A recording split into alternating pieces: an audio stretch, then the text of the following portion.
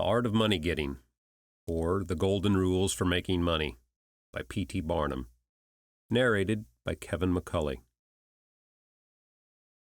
In the United States, where we have more land than people, it is not at all difficult for persons in good health to make money. In this comparatively new field, there are so many avenues of success open, so many vocations which are not crowded, that any person of either sex who is willing, at least for the time being, to engage in any respectable occupation that offers, may find lucrative employment. Those who really desire to attain an independence have only to set their minds upon it and adopt the proper means, as they do in regard to any other object which they wish to accomplish, and the thing is easily done. But however easy it may be found to make money, I have no doubt many of my hearers will agree, it is the most difficult thing in the world to keep it. The road to wealth is, as Dr. Franklin truly says, as plain to the road to the mill. It consists simply in expending less than we earn. That seems to be a very simple problem. Mr. Micawber, one of those happy creations of the Henniel Dickens, puts the case in a strong light when he says that to have an annual income of £20 per annum and spend £20 and 6 pence is to be the most miserable of men. Whereas, to have an income of only £20 and spend but £19 and 6 pence is to be the happiest of mortals. Many of my readers may say, "We understand this. This is economy, and we know economy is wealth. We know we can't eat our cake and keep it also." Yet I beg to say that perhaps more cases of failure arise from mistakes on this point than almost any other. The fact is, many people think they understand economy when they really do not. True economy is misapprehended, and people go through life without properly comprehending what that principle is. One says, "I have an income of so much, and here's my neighbor who has the same, yet every year he gets something ahead, and I fall short. Why is it? I know all about economy." He thinks he does, but he does not. There are men who think that economy consists in saving cheese parings and candle ends, in cutting off 2 pence from the laundress bill, and doing all sorts of little, mean, dirty things. Economy is not meanness. The misfortune is, also, that this class of persons lets their economy apply only in one direction. They fancy they are so wonderfully economically in saving half a penny, where they ought to spend 2 pence. They think that they can afford to squander in other directions. A few years ago, before kerosene oil was discovered or thought of, one might stop overnight at almost any farmer's house in the agricultural districts and get a very good supper, but after supper he might attempt to read in the sitting room and would find it impossible with the inefficient light of one candle. The hostess, seeing this dilemma, would say, "It is rather difficult to read here evenings. The proverb says, 'You must have a ship at sea in order to be able to burn 2 candles at once.' We never have an extra candle except on extra occasions. These extra occasions occur, perhaps, twice a year. In this way, the good woman saves $5, $6, or $10 in that time, but the information which might be derived from having the extra light would, of course, far outweigh a ton of candles. But the trouble does not end here. Feeling that she is so economical in tallow candies, she thinks she can afford to go frequently to the village and spend $20 or $30 for ribbons and furbelows, many of which are not necessary. This false connote may frequently be seen in men of business, and in those instances it often runs to writing paper. You find good businessmen who save all the old envelopes and scraps and would not tear a new sheet of paper, if they could avoid it, for the world. This is all very well. They may in this way save $5 or $10 a year, but being so economical, only in note paper, they think they can afford to waste time, to have expensive parties, and to drive their carriages. This is an illustration of Dr. Franklin's saving at the spigot and wasting at the bunghole. Penny wise and pound foolish. Hunch-in, speaking of this one-idea class of people, says, "They are like the man who bought a penny herring for his family's dinner and then hired a coach and 4 to take it home." I never knew a man to succeed by practicing this kind of economy. True economy consists in always making the income exceed the outgo. Wear the old clothes a little longer if necessary. Dispense with the new pair of gloves. Mend the old dress. Live on plainer food if need be, so that, under all circumstances, unless some unforeseen accident occurs, there will be a margin in favor of the income. A penny here and a dollar there, placed at interest, goes on accumulating, and in this way the desired result is attained. It requires some training, perhaps, to accomplish this economy, but when once used to it, you will find there is more satisfaction in rational saving than in irrational spending. Here is a recipe of which I recommend. I have found it to work an excellent cure for extravagance, and especially for a mistaken economy. When you find that you have no surplus at the end of the year, and yet have a good income, I advise you to take a few sheets of paper and form them into a book and mark down every item of expenditure. Post it every day or week in 2 columns, one headed Necessaries, or even Comforts, and the other headed Luxuries, and you will find that the latter column will be double, triple, and frequently 10 times greater than the former. The real comforts of life cost but a small portion of what most of us can earn. Dr. Franklin said, "It is the eyes of others, and not our own eyes, which ruin us." If all the world were blind except myself, I should not care for fine clothes or furniture. It is the fear of what Mrs. Grundy may say that keeps the noses of many worthy families to the grindstone. In America, many persons like to repeat, "We are all free and equal," but it is a great mistake in more senses than one. That we are born free and equal is a glorious truth in one sense, yet we are not all born equally rich, and we never shall be. One may say, "There's a man who has an income of $50,000 per year, while I have but $1,000. I knew that fellow when he was poor like myself. Now he is rich and thinks he is better than I am. I will show him that I am as good as he is.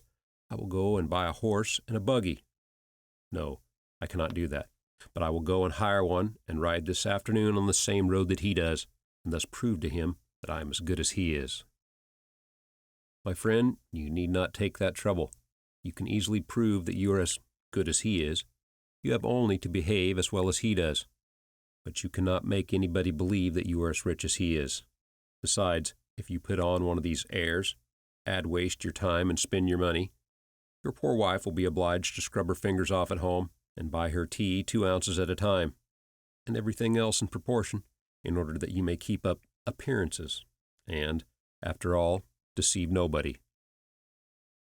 On the other hand, Mrs. Smith may say that her next-door neighbor married Johnson for his money, and everybody says so. She has a nice $1,000 camel's hair shawl, and she will make Smith get her an imitation one, and she will sit in a pew right next to her neighbor in church in order to prove that she is an equal. My good woman, you will not get ahead in the world if your vanity and envy thus take the lead. In this country, where we believe the majority ought to rule, we ignore that principle in regard to fashion, and let a handful of people, calling themselves the aristocracy, run up a false standard of perfection. And in endeavoring to rise to that standard, we constantly keep ourselves poor, all the time digging away for the sake of outside appearances.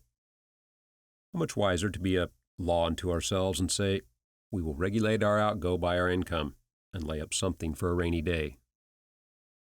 People ought to be as sensible on the subject of money-getting as on any other subject. Like causes produces like effects.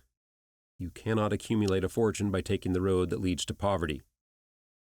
It needs no prophet to tell us that those who live fully up to their means, without any thought of a reverse in this life, can never attain a pecuniary independence.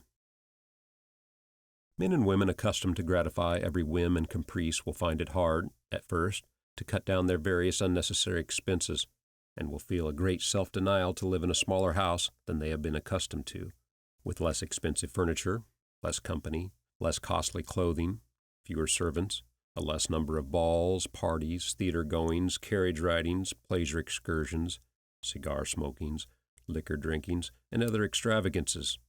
But, after all, if they will try the plan of laying by a nest egg, or, in other words, a small sum of money, at interest or judiciously invested in land, they will be surprised at the pleasure to be derived from constantly adding to their little pile, as well as from all the economical habits which are engendered by this course. The old suit of clothes and the old bonnet and dress will make answer for another season. The croton or spring water tastes better than champagne. Cold bath and a brisk walk will prove more exhilarating than a ride in the finest coach. A social chat, an evening's reading in the family circle, or an hour's play of Hunt the Slipper and Blind Man's Bluff will be far more pleasant than a $50 or $500 party, when the reflection on the difference in cost is indulged in by those who begin to know the pleasures of saving. Thousands of men are kept poor. Tens of thousands are made so after they have acquired quite sufficient to support them well through life, in consequence of laying their plans of living on too broad a platform. Some families expend $20,000 per year, and some much more, and would scarcely know how to live on less, while others secure more solid enjoyment frequently on a 20th part of that amount. Prosperity is a more severe ordeal than adversity, especially sudden prosperity. Easy come and easy go is an old and true proverb. A spirit of pride and vanity, when permitted to have full sway, is the undying cankerworm which gnaws the very vitals of a man's worldly possessions, let them be small or great, hundreds or millions. Many persons, as they begin to prosper, immediately expand their ideas and commence expending for luxuries, until in a short time their expenses swallow up their income, and they become ruined in their ridiculous attempts to keep up appearances and make a sensation. I know a gentleman of fortune who says that when he first began to prosper, his wife would have a new and elegant sofa. That sofa, he says, cost me $30,000. When the sofa reached the house, it was found necessary to get chairs to match, then sideboards, carpets, and tables to correspond with them, and so on through the entire stock of furniture, when at last it was found that the house itself was quite too small and old-fashioned for the furniture, and a new one was built to correspond with the new purchases.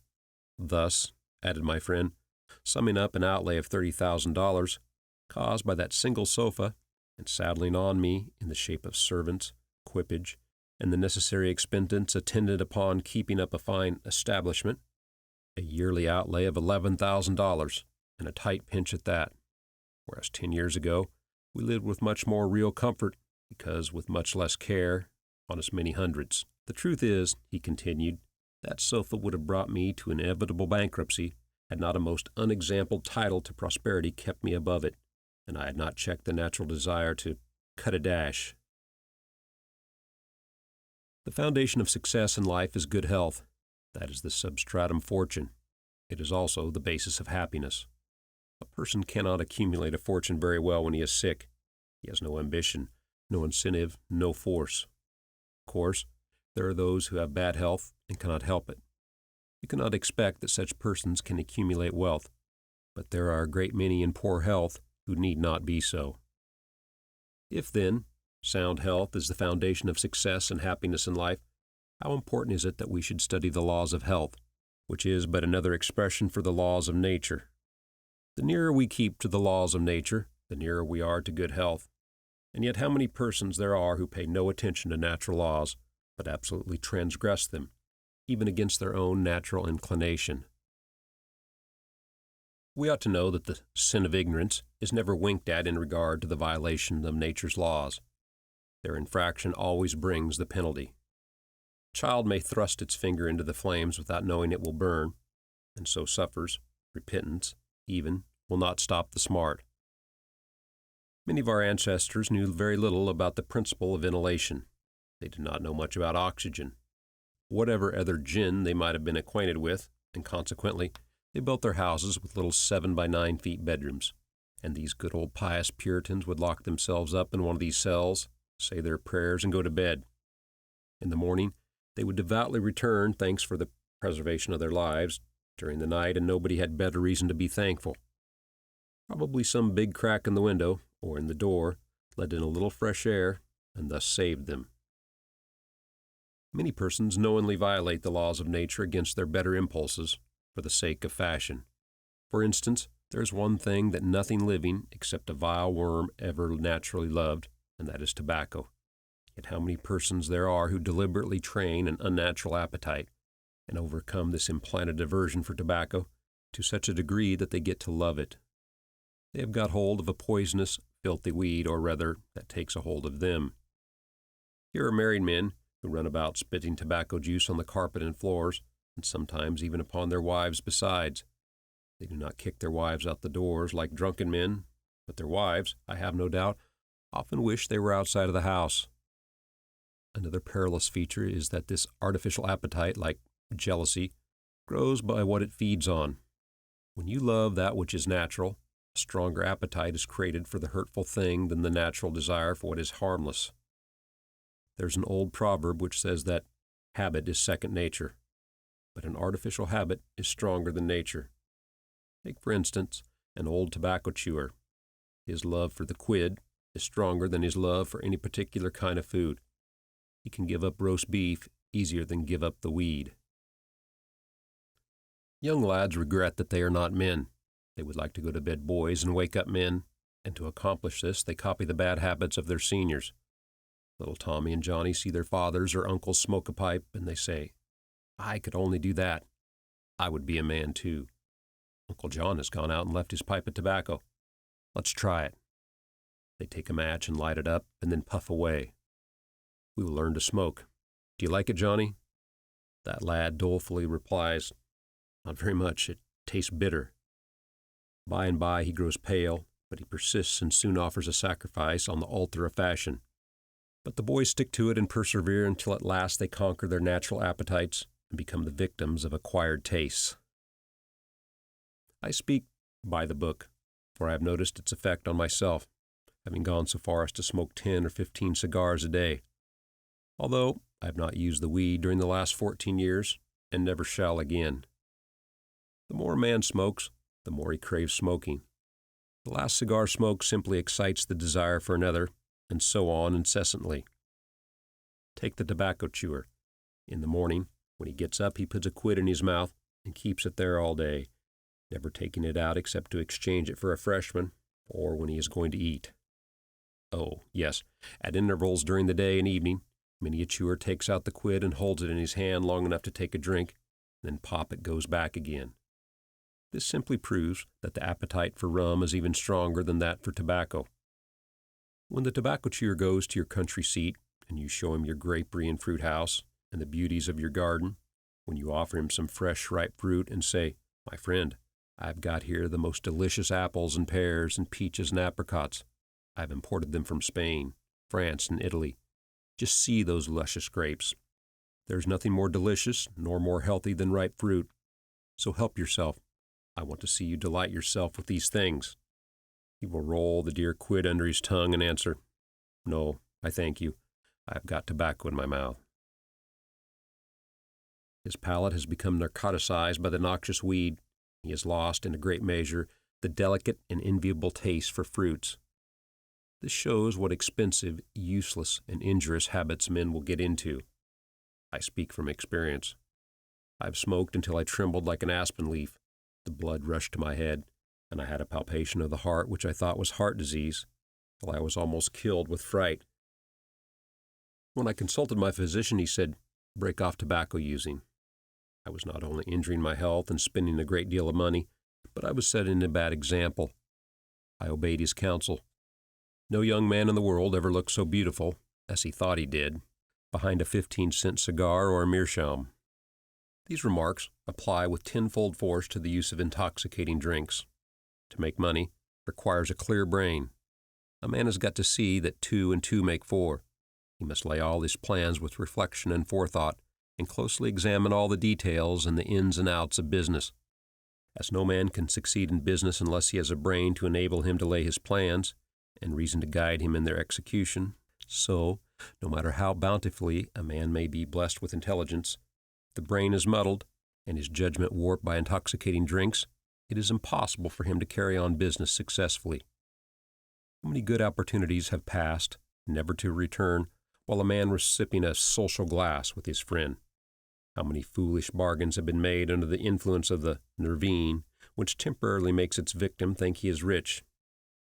How many important chances have been put off until tomorrow, and then forever, because the wine cup has thrown the system into a state of lassitude, neutralizing the energies so essential to succeed in business.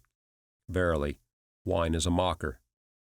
The use of intoxicating drinks as a beverage is as much an infatuation as is the smoking of opium by the Chinese, and the former is quite as destructive to the success of the businessman as the latter. It is an unmitigated evil utterly indefensible in the light of philosophy, religion, or good sense. It is the parent of nearly every other evil in our country. Don't mistake your vocation. The safest plan, and the one most sure of success for the young man starting in life, is to select the vocation which is most congenial to his tastes.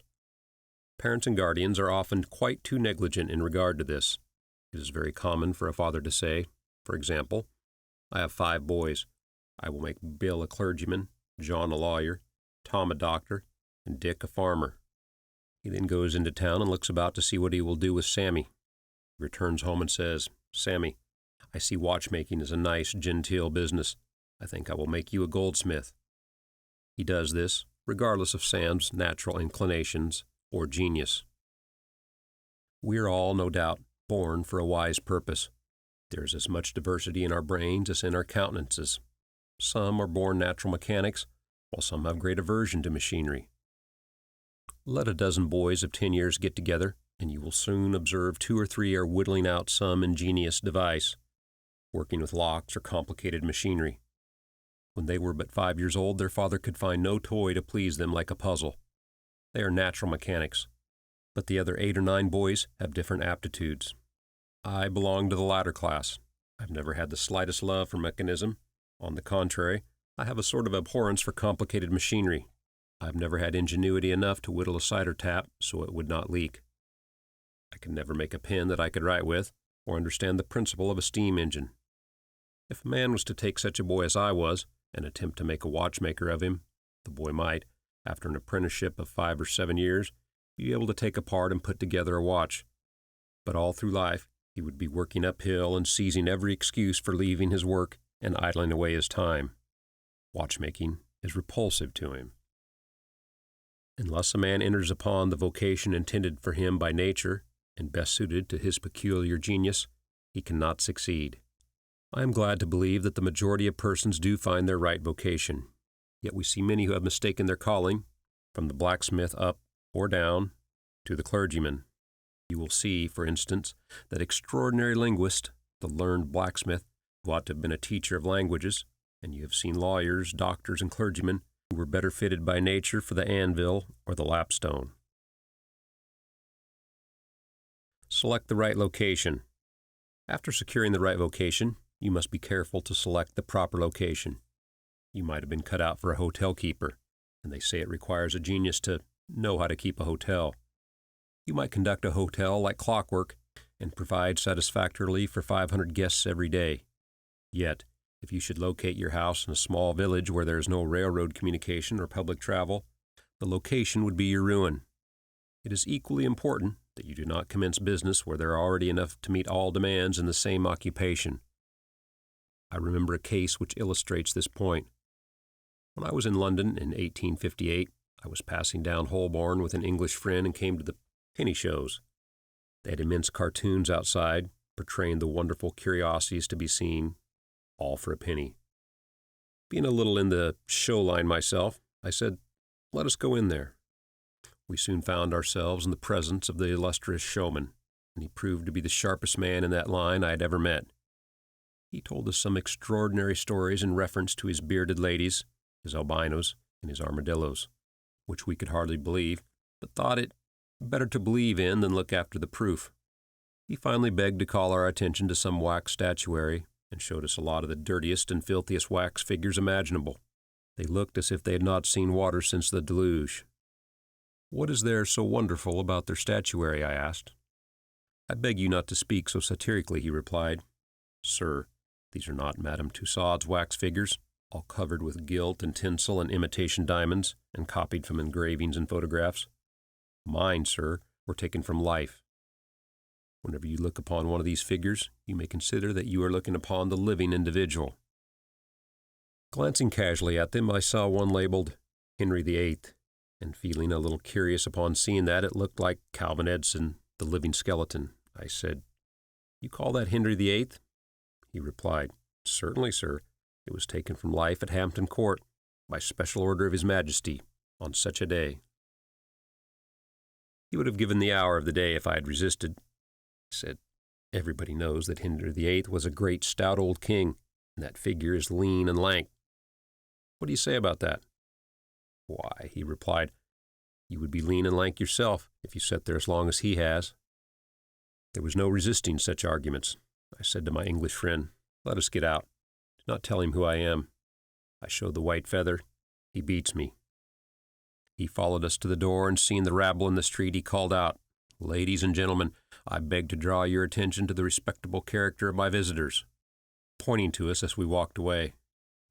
I called upon him a couple of days afterwards, told him who I was, and said, "My friend, you are an excellent showman, but you have selected a bad location." He replied, "This is true, sir. I feel that all my talents are thrown away. What can I do?" "You can go to America," I replied. "You can give full play to your faculties over there, and you will find plenty of elbow room in America. I will engage you for 2 years. After that, you will be able to go on your own account." He accepted my offer and remained 2 years in my New York museum. He then went to New Orleans and carried on a traveling show business during the summer. Today, he is worth $60,000 simply because he selected the right vocation and also secured the proper location. The old proverb says, 3 removes are as bad as a fire. But when a man is in the fire, it matters but little how soon or how often he removes. Avoid debt. Young men starting in life should avoid running into debt. There is scarcely anything that drags a person down like debt. It is a slavish position to get in, yet we find many a young man, hardly out of his teens, running in debt. He meets a chum and says, "Look at this. I've got trusted for a new suit of clothes." He seems to look upon the clothes as if so much given to him. Well, it frequently is so, but if he succeeds in paying and then gets trusted again, he is adopting a habit which will keep him in poverty through life. Debt robs a man of his self-respect and makes him almost despise himself. Grunting or groaning or working for what he has eaten up or worn out, now when he is called upon to pay up, he has nothing to show for his money. This is properly termed working for a dead horse. I do not speak of merchants buying and selling on credit, or of those who buy on credit in order to turn the purchase to a profit. The old Quaker said to his farmer son, "John, never get trusted, but if thee gets trusted for anything, let it be for manure, because that will help thee pay it back again." Mr. Beecher advised young men to get in debt if they could to a small amount in the purchase of land in the country districts. If a young man, he says, will only get in debt for some land and then get married, these 2 things will keep him straight, or nothing will. This may be safe to a limited extent, but getting in debt for what you eat, drink, or wear is to be avoided. Some families have a foolish habit of getting credit at the stores, and thus frequently purchasing many things which might have been dispensed with.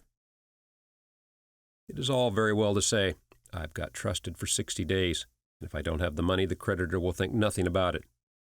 There is no class of people in the world who have such good memories as creditors. When the 60 days runs out, you will have to pay.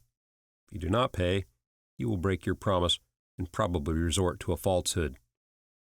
You may make some excuse or get in debt elsewhere to pay it, but that only involves you the deeper. A good-looking, lazy young fellow was the apprentice boy Horatio. His employer said, "Horatio, did you ever see a snail?" "I think I have," he drawled out. "You must have met him then, for I am sure you never overtook one," said the boss. Your creditor will meet you or overtake you and say, "Now, my young friend, you agreed to pay me. You have not done it. You must give me your note."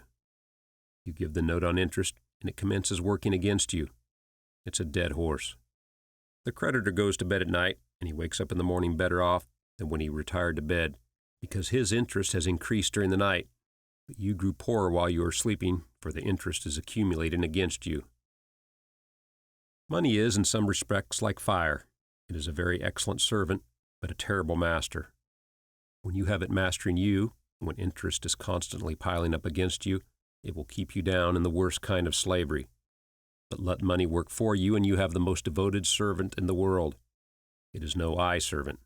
There is nothing animate or inanimate that will work so faithfully as money when placed at interest, well secured. It works night and day, and in wet or dry weather. I was born in the Blue Law state of Connecticut, where the old Puritans had laws so rigid that it was said they fined a man for kissing his wife on Sunday. Yet these rich old Puritans would have thousands of dollars at interest, and on Saturday night would be worth a certain amount. On Sunday they would go to church and perform all the duties of a Christian. On waking up on Monday morning, they would find themselves considerably richer than the Saturday night previous, simply because their money placed at interest had worked faithfully for them all Sunday, according to the law. Do not let it work against you. If you do, there is no chance for success in life so far as money is concerned. John Randolph, the eccentric Virginian, once exclaimed in Congress, "Mr. Speaker, I have discovered the philosopher's stone. Pay as you go." This is, indeed, nearer to the philosopher's stone than any alchemist has ever yet arrived. Persevere. When a man is in the right path, he must persevere. I speak of this because there are some persons who are born tired, naturally lazy, and possessing no self-reliance and no perseverance. But they can cultivate these qualities, as Davy Crockett said. "This thing remember, when I am dead, be sure you are right, then go ahead." It is this go-aheaditiveness, this determination not to let the horrors or the blues take possession of you, so as to make you relax your energies in the struggle for independence, which you must cultivate. How many have almost reached the goal of their ambition, but, losing faith in themselves, have relaxed their energies, and the golden prize has been lost forever. It is, no doubt, often true, as Shakespeare says, "There is a tide in the affairs of men, which, taken at the flood, leads on to fortune." If you hesitate, some bolder hand will stretch out before you and get the prize. Remember the proverb of Solomon, "He becometh poor that dealeth with a slack hand, but the hand of the diligent maketh rich." Perseverance is sometimes but another word for self-reliance. Many persons naturally look on the dark side of life and borrow trouble. They are born so. Then they ask for advice, and they will be governed by one wind and blow by another, and cannot rely upon themselves. Until you can get so that you can rely upon yourself, you need not expect to succeed. I have known men personally who have met with pecuniary reverses and absolutely committed suicide, because they thought they could never overcome their misfortune. But I have known others who have met more serious financial difficulties and have bridged them over by simple perseverance, aided by a firm belief that they were doing justly and that Providence would overcome evil with good. You will see this illustrated in any sphere of life. Take two generals. Both understand military tactics, both educated at West Point, if you please, both equally gifted, yet one, having this principle of perseverance, and the other, lacking it, the former will succeed in his profession, while the latter will fail. One may hear the cry, "The enemy are coming, and they have got cannon." "Got cannon?" said the hesitating general. "Yes." "Then halt every man." He wants time to reflect. His hesitation is his ruin. The enemy passes unmolested or overwhelms him, while on the other hand the general of pluck, perseverance, and self-reliance goes into battle with a will, and, amid the clash of arms, the booming of cannon, the shrieks of the wounded, and the moans of the dying, you will see this man persevering, going on, cutting and slashing his way through with unwavering determination, inspiring his soldiers to deeds of fortitude, valor, and triumph. Whatever you do, do it with all your might. Work at it, if necessary, early and late, in season and out of season, not leaving a stone unturned, and never deferring for a single hour that which can be done just as well now. The old proverb is full of truth and meaning. Whatever is worth doing at all is worth doing well. Many a man acquires a fortune by doing his business thoroughly, while his neighbor remains poor for life because he only half does it. Ambition, energy, industry, perseverance are indispensable requisites for success in business. Fortune always favors the brave and never helps a man who does not help himself. It won't do to spend your time like Mr. Micawber in waiting for something to turn up. To such men, one of two things usually turns up: the poorhouse or the jail. For idleness breeds bad habits and clothes a man in rags. The poor spendthrift vagabond says to a rich man, I've discovered there's enough money in the world for all of us. If it was equally divided, this must be done, and we shall all be happy together." "But," was the response, "if everybody was like you, it would be spent in 2 months. And what would you do then?" "Oh, divide again. Keep dividing, of course." I was recently reading in a London newspaper an account of a like philosophic pauper who was kicked out of a cheap boarding house because he could not pay his bill. But he had a roll of paper sticking out of his coat pocket, which, upon examination, proved to be his plan for paying off the national debt of England without the aid of a penny. People have got to do as Cromwell said. Not only trust in Providence, but keep the powder dry. Do your part of the work, or you cannot succeed. Mohammed, one night, while encamping in the desert, overheard one of his fatigued followers remark, "I will lose my camel and trust it to God." "No, no, not so," said the prophet. "Tie thy camel and trust it to God. Do all you can for yourselves, and then trust to Providence or luck or whatever you please to call it for the rest. Depend upon your own personal exertions." The eye of the employer is often worth more than the hands of a dozen employees. In the nature of things, an agent cannot be so faithful to his employer as to himself. Many who are employers will call to mind instances where the best employees have overlooked important points which could not have escaped their own observation as a proprietor. No man has a right to expect to succeed in life unless he understands his business, and nobody can understand his business thoroughly unless he learns it by personal application and experience. A man may be a manufacturer. He has got to learn the many details of his business personally. He will learn something every day, and he will find he will make mistakes nearly every day, and these very mistakes are helps to him in the way of experiences if he but heeds them. He will be like the Yankee tin peddler who, having been cheated as to quality in the purchase of his merchandise, said, "All right, there's a little information to be gained every day. I will never be cheated in that way again." Thus a man buys his experience, and it is the best kind if not purchased at too dear a rate. I hold that every man should, like Cuvier, the French naturalist, thoroughly know his business.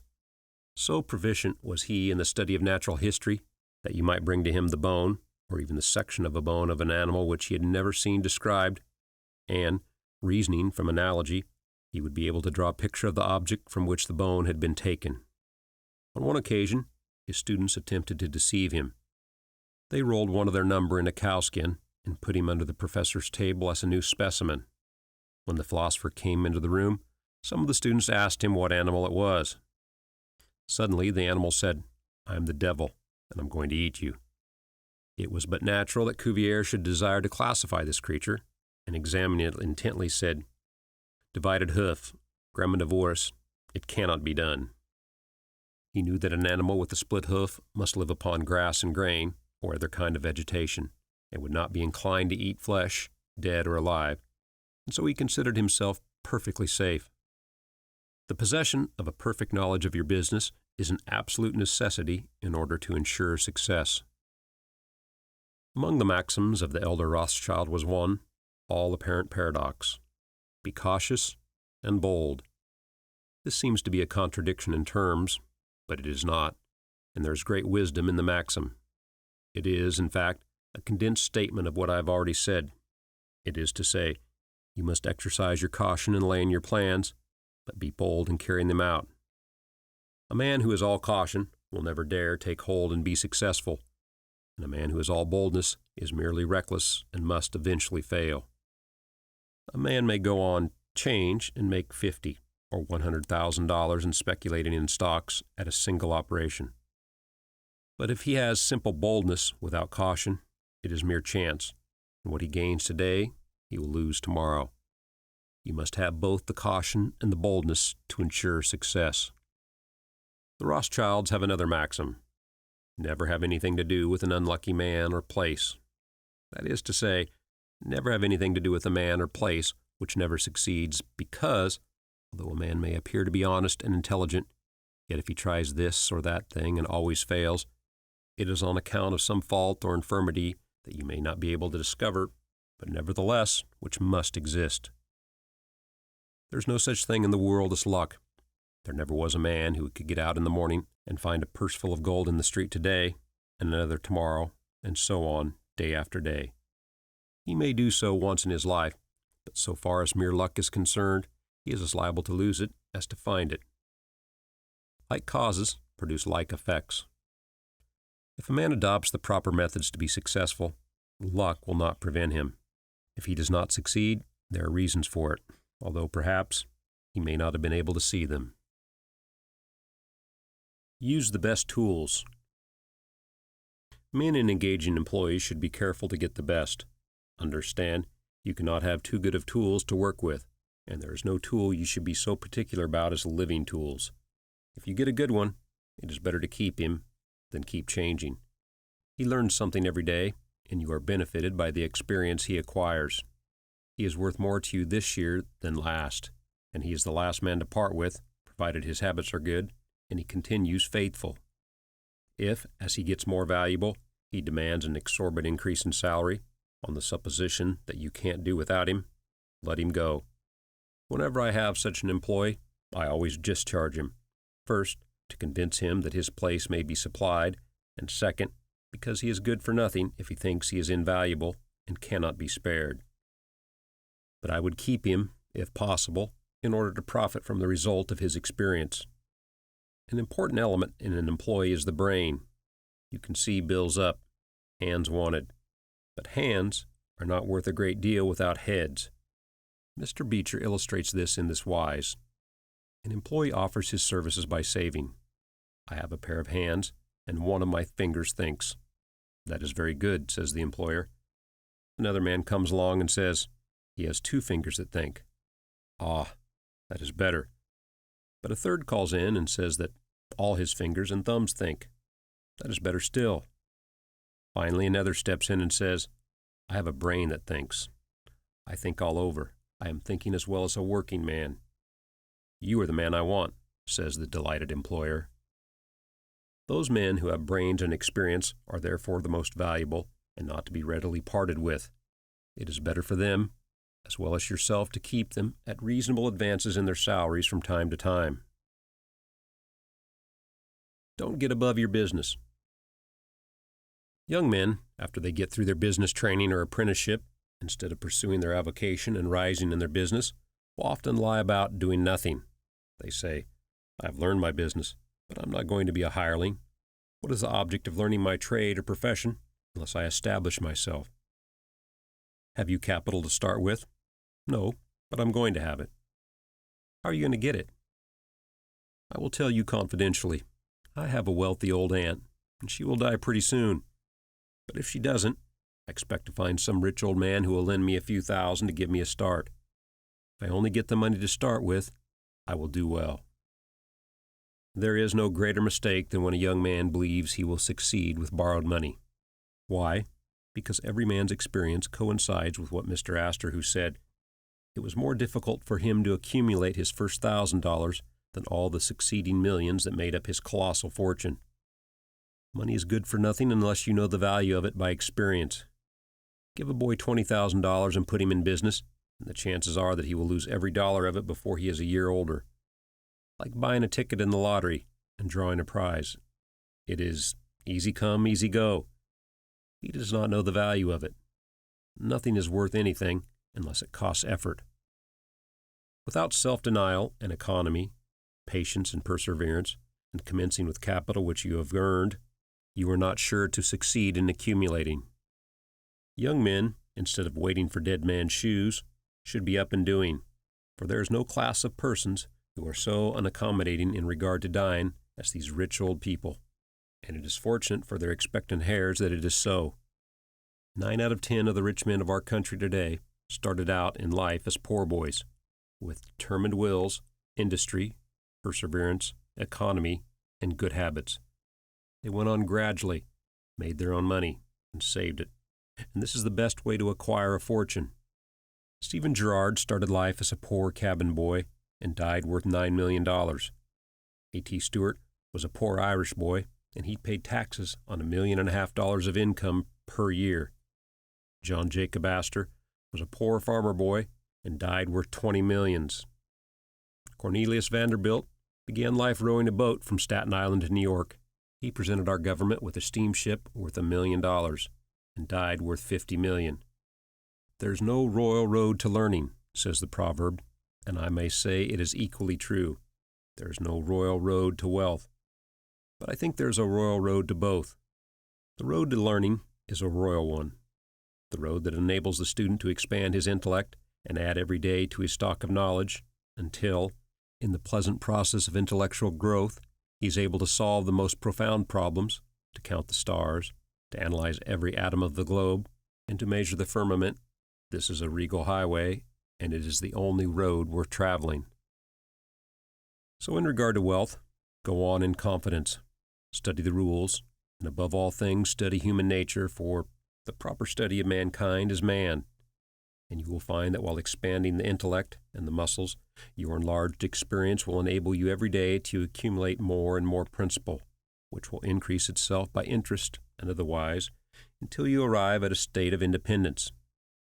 You will find, as a general thing, that the poor boys get rich and the rich boys get poor. For instance, a rich man at his decease leaves a large estate to his family. His eldest sons, who have helped him earn his fortune, know by experience the value of money, and they take their inheritance and add to it. The separate portions of the young children are placed at interest, and the little fellows are patted on the head and told a dozen times a day, "You are rich. You will never have to work. You can always have whatever you wish, for you were born with a golden spoon in your mouth." The young heir soon finds out what that means. He has the finest dresses and playthings. He is crammed with sugar candies and almost killed with kindness, and as he passes from school to school, petted and flattered. He becomes arrogant and self-conceited, abuses his teachers. He knows nothing of the real value of money, having never earned any, but he knows all about the golden spoon business. At college, he invites his poor fellow students to his room, where he wines and dines them. He is cajoled and caressed and called a glorious good fellow, because he is so lavish of his money. He gives his game suppers, drives his fast horses, invites his chums to fêtes and parties, determined to have lots of good times. He spends the night in frolics and debauchery, and leads off his companions with the familiar song, "We won't go home till morning." He gets them to join him in pulling down signs, taking gates from their hinges and throwing them into backyards and horse ponds. If the police arrest them, he knocks them down, is taken to the lockup, and joyfully foots the bills. "Ah, my boys," he cries, "what is the use of being rich if you can't enjoy yourself?" He might more truly say, if you can't make a fool of yourself, but he is fast, hates slow things, and doesn't see it. Young men loaded down with other people's money are almost sure to lose all they inherit, and they acquire all sorts of bad habits which, in the majority of cases, ruin them in health, purse, and character. In this country, one generation follows another, and the poor of today are rich in the next generation, or the third. Their experience leads them on, and they become rich, and they leave vast riches to their young children. These children, having been reared in luxury, are inexperienced and get poor, and after long experience another generation comes on and gathers up riches again in turn. And thus, history repeats itself. And happy is he who by listening to the experience of others avoids the rocks and shoals on which so many have been wrecked. In England, the business makes the man. If a man in that country is a mechanic or working man, he is not recognized as a gentleman. On the occasion of my first appearance before Queen Victoria, the Duke of Wellington asked me what sphere of life General Tom Thumb's parents were in. "His father is a carpenter," I replied. "Oh, I had heard that he was a gentleman," was the response of His Grace. In this Republican country, the man makes the business, no matter whether he is a blacksmith, a shoemaker, a farmer, banker, or lawyer. So long as his business is legitimate, he may be a gentleman. So any legitimate business is a double blessing that helps the man engaged in it and also helps others. The farmer supports his own family, but he also benefits the merchant or mechanic who needs the products of his farm. The tailor not only makes a living by his trade, but he also benefits the farmer, the clergyman, and others who cannot make their own clothing. But all these classes often may be gentlemen. The great ambition should be to excel all others engaged in the same occupation. The college student, who was about graduating, said to an old lawyer, "I've not yet decided which profession I will follow. Is your profession full?" "The basement is much crowded, but there's plenty of room upstairs," was the witty and truthful reply.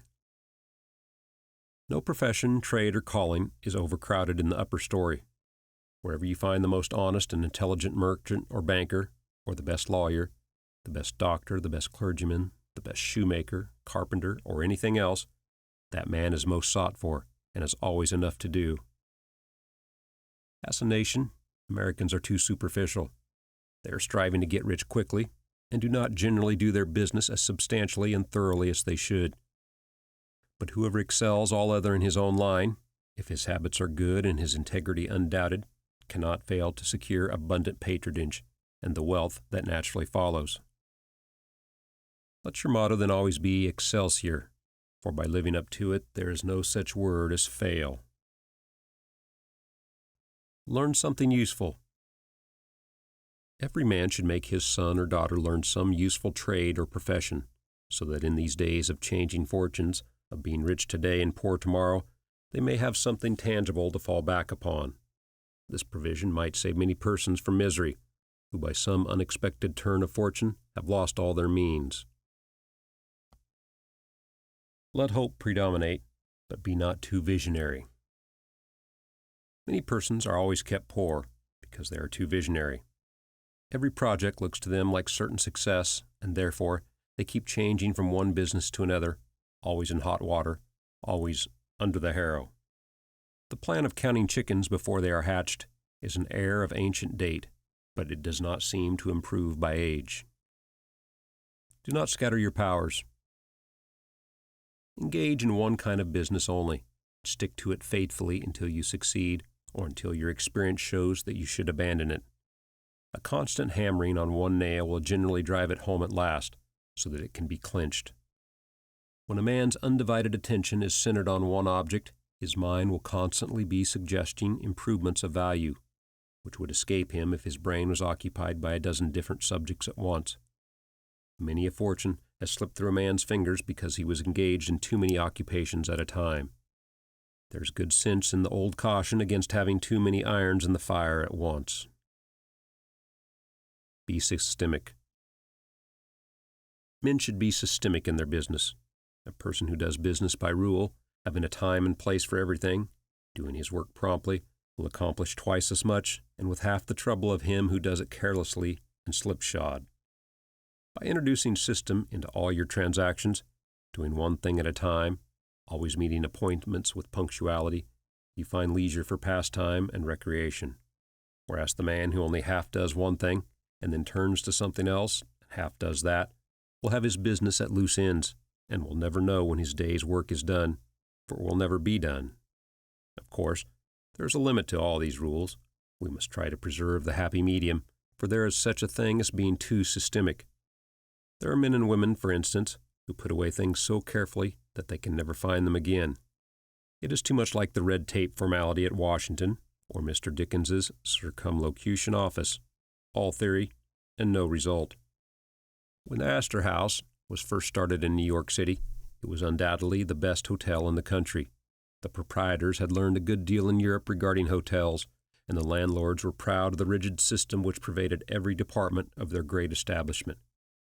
When 12 o'clock at night had arrived, and there were a great number of guests around, one of the two proprietors would say, "Touch that bell, John," and in 2 minutes 60 servants, with a water bucket in each hand, would present themselves in the hall. "This," said the landlord, addressing his guests, "is our fire bell. It will show you we are quite safe here. We do everything systematically." This was before the Croton water was introduced into the city, but they sometimes carried their system too far. On one occasion, when the hotel was thronged with guests, one of the waiters was suddenly indisposed, and although there were 50 waiters in the hotel, the landlord thought that he must have his full complement, or his system would be interfered with. Just before dinner time, he rushed downstairs and said, "There must be another waiter. I am one waiter short. What can I do?" He happened to see Boots, the Irishman. "Pat," he said, "wash your hands and face, take that white apron, and come into the dining room in 5 minutes." Presently, Pat appeared as required, and the proprietor said, "Now, Pat, you must stand behind these 2 chairs and wait on the gentleman who will occupy them. Did you ever act as a waiter?" "I know all about it." "Sure, but I never did it." Like the Irish pilot, on one occasion when the captain, thinking he was considerably out of his course, asked, "Are you certain you understand what you are doing?" Pat replied, "Sure, I know every rock in the channel." That moment, bang, thumped the vessel against a rock. "Ah, and that is one of them," continued the pilot. But to return to the dining room. "Pat," said the landlord, "here we do everything systematically. You must first give the gentlemen each a plate of soup, and when they finish that, ask them what they will have next." Pat replied, "Ah, I understand perfectly the virtues of the system." Very soon in came the guests. The plates of soup were placed before them. One of Pat's 2 gentlemen ate his soup. The other did not care for it. He said, "Waiter, take this plate away and bring me some fish." Pat looked at the untasted plate of soup, and, remembering the instructions of the landlord in regard to system, replied, "Not till you've ate your soup." Of course, that was carrying the system entirely too far. Read the newspapers. Always take a trustworthy newspaper, and thus keep thoroughly posted in regard to the transactions of the world. He who is without a newspaper is cut off from his species. In these days of telegraphs and steam, many important inventions and improvements in every branch of trade are being made. He who does not consult the newspaper will soon find himself and his business left out in the cold. Beware of outside operations. We sometimes see men who have obtained fortunes suddenly become poor. In many cases, this arises from intemperance and often from gaming and other bad habits. Frequently, it occurs because a man has been engaged in outside operations of some sort. When he gets rich in his legitimate business, he is told of a grand speculation where he can make a score of thousands. He is constantly flattered by his friends, who tell him that he is born lucky, that everything he touches turns into gold. Now, if he forgets that his economical habits, his rectitude of conduct, and a personal attention to his business which he understood, caused his success in life, he will listen to the siren voices. He says, "I will put in $20,000. I have been lucky, and my good luck will soon bring me back $60,000. A few days elapse, and it is discovered he must pay in $10,000 more.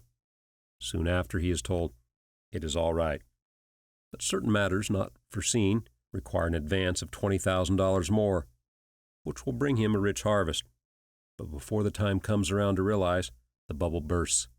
He loses all he is possessed of, and then he learns what he ought to have known at the first, that however successful a man may be in his own business, if he turns from that and engages ill a business which he does not understand, he is like Samson when shorn of his locks, his strength has departed, he becomes like other men.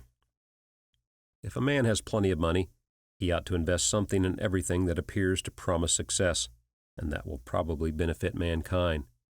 But let the sums thus invested be moderate in amount, and never let a foolish man jeopardize a fortune that he has earned in a legitimate way by investing it in things which he has had no experience. Don't endorse without security. I hold that no man ought to ever endorse a note or become security for any man, be it his father or brother, to a greater extent than he can afford to lose and care nothing about it, without taking good security. Here is a man that is worth $20,000. He is doing a thriving manufacturing and mercantile trade. You are retired and living on your money. He comes to you and says, "You are aware that I am worth $20,000 and don't owe a dollar. If I had $5,000 in cash, I could purchase a particular lot of goods and double my money in a couple of months. Will you endorse my note for that amount?" You reflect that he is worth $20,000, and you incur no risk by endorsing his note. You like to accommodate him, and you lend your name without taking the precaution of getting security. Shortly after, he shows you the note with your endorsement canceled and tells you, probably truly, that he made the profit that he expected by the operation. You reflect that you have done a good action, and the thought makes you feel happy. By and by, the same thing occurs again, and you do it again.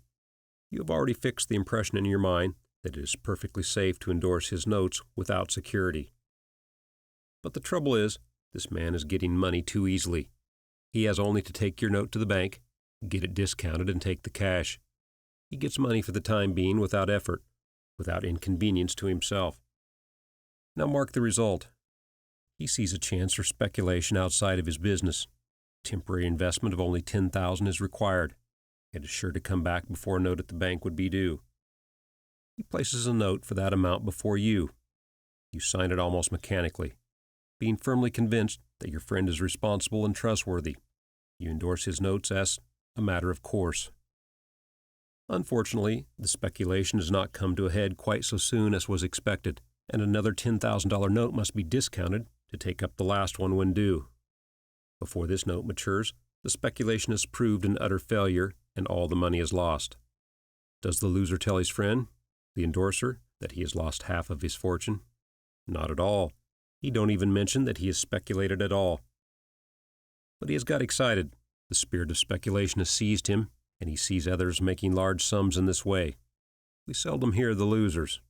And, like other speculators, he looks for his money where he loses it. He tries again. Endorsing notes has become chronic with you, and at every loss, he gets your signature for whatever amount he wants. Finally, you discover your friend has lost all his property and all of yours. You are overwhelmed with astonishment and grief, and you say, "It is a hard thing. My friend here has ruined me, but you should add, I have also ruined him. If you had said in the first place, I'll accommodate you, but I never endorse without taking ample security, he could not have gone beyond the length of his tether, and he would never have been tempted away from his legitimate business. It is a very dangerous thing, therefore, at any time to let people get possession of money too easily. It tempts them to hazardous speculations, if nothing more. Solomon truly said, He that hath suretyship is sure. So with the young man starting in business, let him understand the value of money by earning it. When he does understand its value, then grease the wheels a little in helping him to start business. But remember, men who get money with too great facility cannot usually succeed. You must get the first dollars by hard knocks, and at some sacrifice, in order to appreciate the value of those dollars. Advertise your business. We all depend, more or less, upon the public for our support. We all trade with the public. Lawyers, doctors, shoemakers, artists, blacksmiths, showmen, opera stagers, railroad presidents, and college professors. Those who deal with the public must be careful that their goods are valuable. They are genuine and will give satisfaction. When you get an article which you know is going to please your customers, and that when they have tried it, they will feel they have got their money's worth, then let the fact be known that you have got it. Be careful to advertise it in some shape or other, because it is evident that if a man is ever so good an article for sale, and nobody knows it, it will bring him no return. In a country like this, where nearly everybody reads and where newspapers are issued and circulated in editions of 5,000 to 200,000, it would be very unwise if this channel was not taken advantage of to reach the public in advertising. A newspaper goes into the family and is read by wife and children, as well as the head of the home. Hence, hundreds and thousands of people may read your advertisement while you are attending to your routine business. Many, perhaps, read it while you sleep.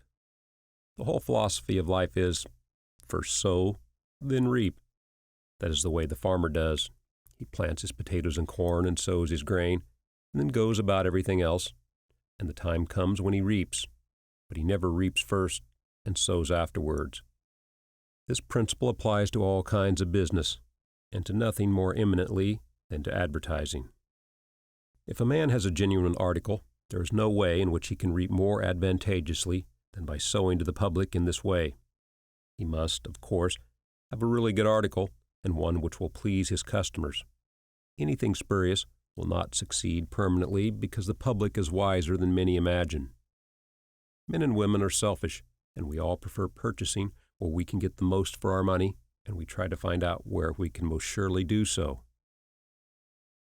You may advertise a spurious article and induce many people to call and buy at once, but they will denounce you as an impostor and swindler, and your business will gradually die out and leave you poor. This is right. Few people can safely depend on chance custom. You all need to have your customers return and purchase again. A man said to me, I've tried advertising and did not succeed, yet I have a good article. I replied, my friend, there may be exceptions to a general rule, but how do you advertise? I put it in a weekly newspaper 3 times and paid $1.50 for it. I replied, sir, advertising is like learning. A little is a dangerous thing. A French writer says that the reader of a newspaper does not see the first mention of an ordinary advertisement. The second insertion he sees, but he does not read. The third insertion he reads. The fourth insertion, he looks at the price. The fifth insertion, he speaks of it to his wife. The sixth insertion, he is ready to purchase. And the seventh insertion, he purchases. Your object in advertising is to make the public understand what you have got to sell. And if you have not the pluck to keep advertising till you have imparted that information, all the money you have spent is lost. You are like the fellow who told the gentleman if he would give him 10 cents, it would save him $1.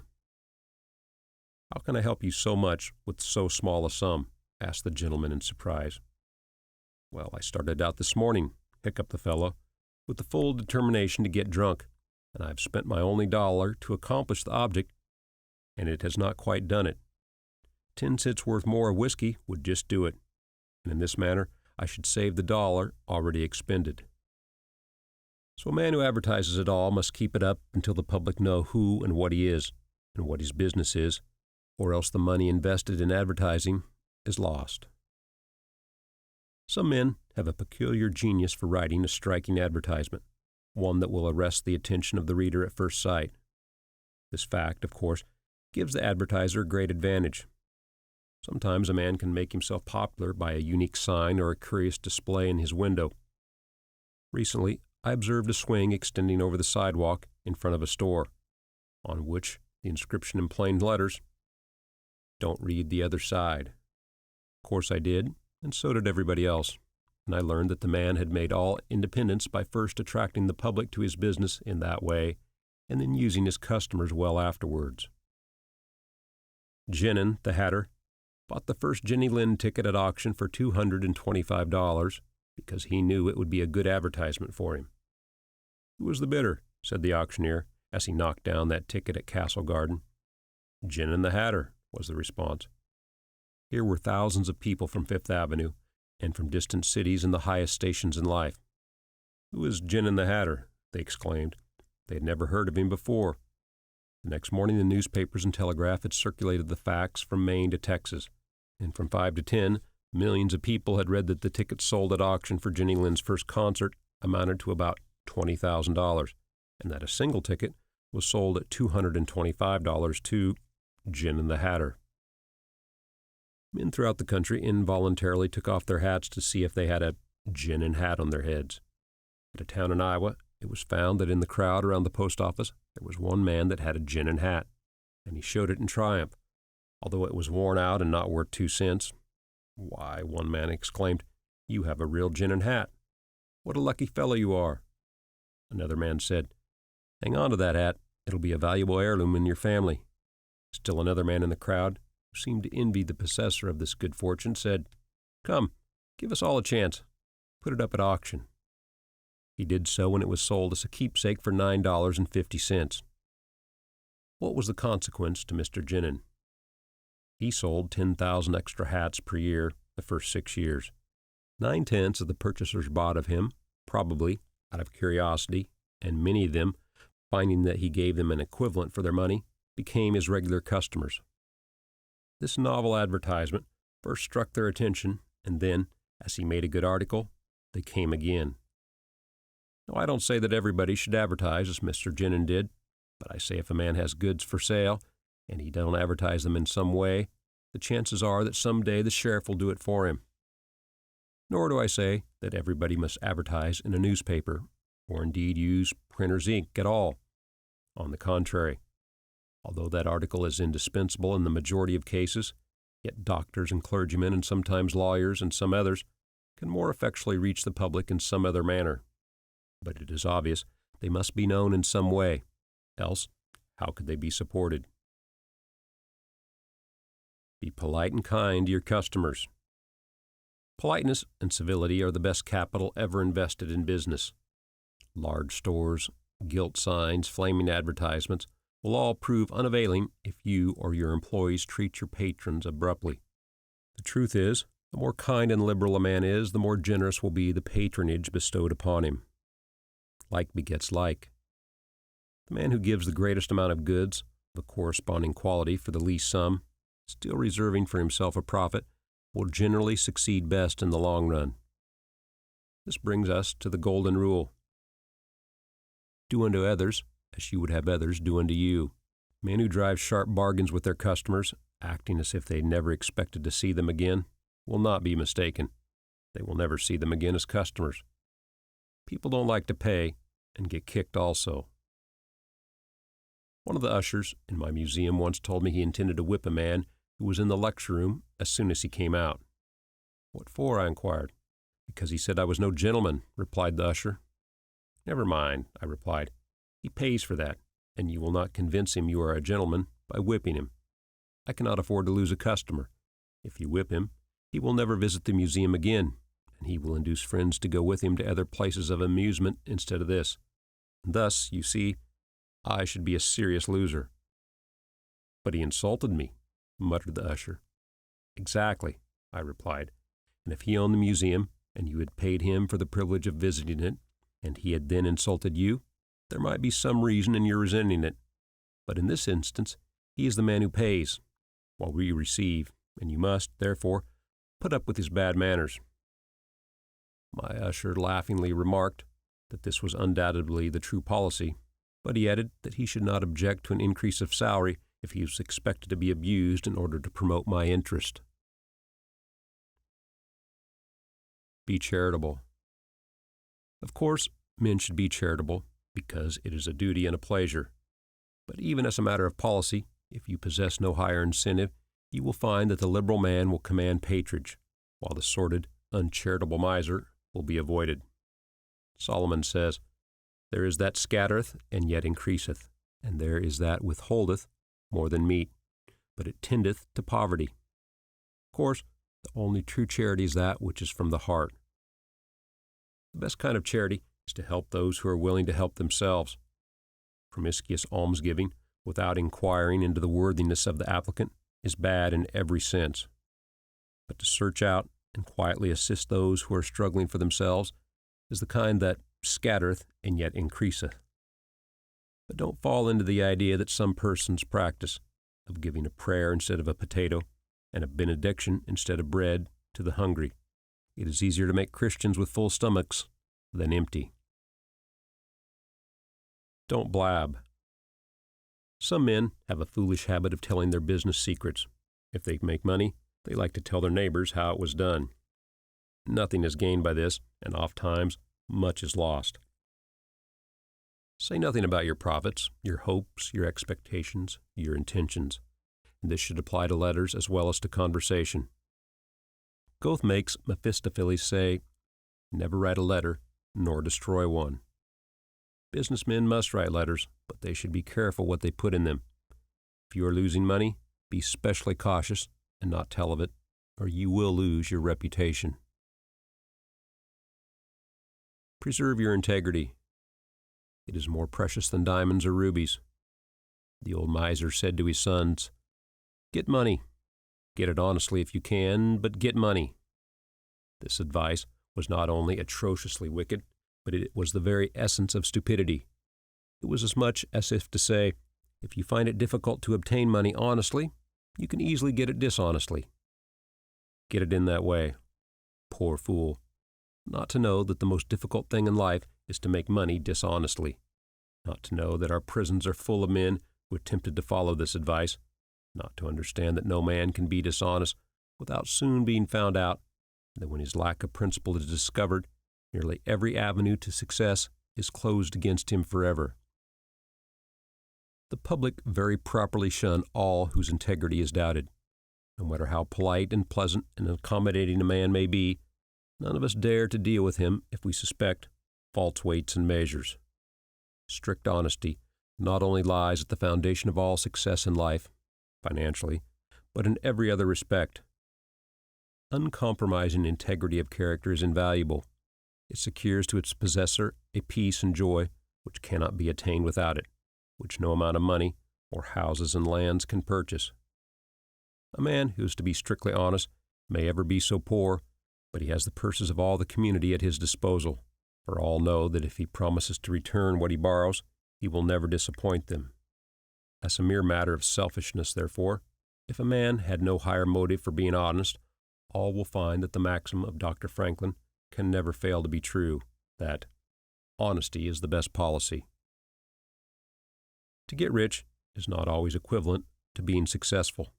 There are many rich, poor men, while there are many others, honest and devout men and women, who have never possessed so much money as some rich persons squander in a week, but who are nevertheless really richer and happier than any man can ever be while he is a transgressor of the higher laws of his being.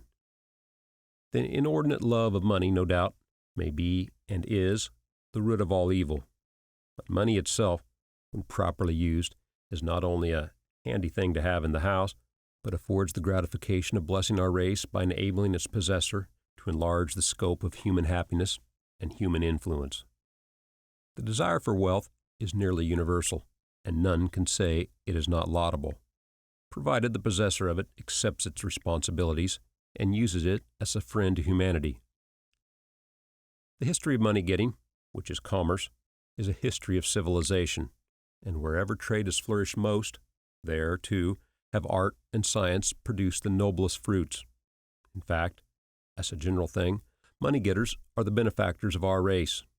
To them, in a great measure, are we indebted for our institutions of learning and of art, our academies, colleges, and churches. It is no argument against the desire for, or the possession of wealth, to say that there are sometimes misers who hoard money only for the sake of hoarding, and who have no higher aspiration than to grasp everything which comes within their reach.